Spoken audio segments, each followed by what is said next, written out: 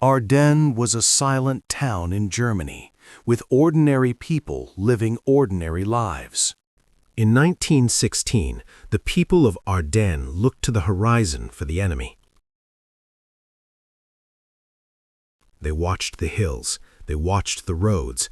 They were looking in the wrong direction, because the enemy wasn't marching, they were digging. 50 meters beneath the town square, a sprawling network of sappers, combat miners, were carving out the town's grave, inch by silent inch. They were 24 hours away from packing the foundation with enough TNT to turn Ardenne into dust. The town needed a hero, a strategist, a savior. Instead, they had Silas. Silas Vane didn't care about the war. He didn't care about the Kaiser or the king or the front lines. Silas was at war with physics. He was the town clockmaster, and he was possessed by a singular, maddening obsession. The town bell was humming. To you and me, the bell sounded fine. To Silas, who had ears like a bat, it was sharp. It was vibrating at a frequency that scraped against his soul like a rusty knife. He screamed at gears. He insulted springs. He was convinced the vibration was going to shake his beloved tower apart. Ironically, the enemy below had the same problem. The limestone bedrock under Ardenne was brittle, fragile. Every time the clock rang noon, the tunnels shook. The miners froze, praying the roof wouldn't collapse on their heads before the bomb was planted. The enemy commander, Captain Kruger, was sweating bullets. One wrong vibration, and his entire invasion force would be buried alive. He needed silence.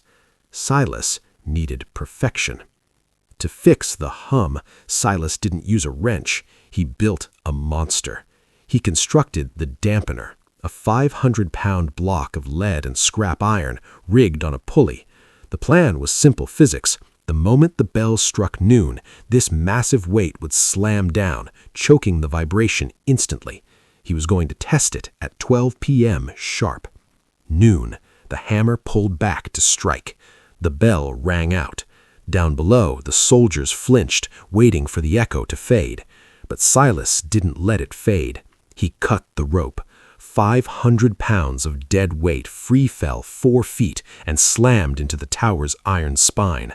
It wasn't a sound, it was a shock wave. The energy shot straight down through the tower into the limestone. The earth couldn't take it. 30 meters down, the world ended. The tunnel ceiling didn't just crack, it liquefied. Thousands of tons of rock collapsed in a heartbeat, erasing the tunnel, the explosives, and the army. Up in the sunlight, a few teacups rattled, a pigeon flew away. The townspeople paused, shrugged, and went back to their lunch. Silas Vane stood in the belfry, wiping grease from his hands, grinning like a lunatic. He didn't hear the screams of an army dying beneath his feet. He only heard one thing: silence. Years later, they found the buried tunnel. Historians called it a geological anomaly, but in the tower logbook, there is only one entry for that day. Installed dampener. Hum gone. Finally, perfect pitch.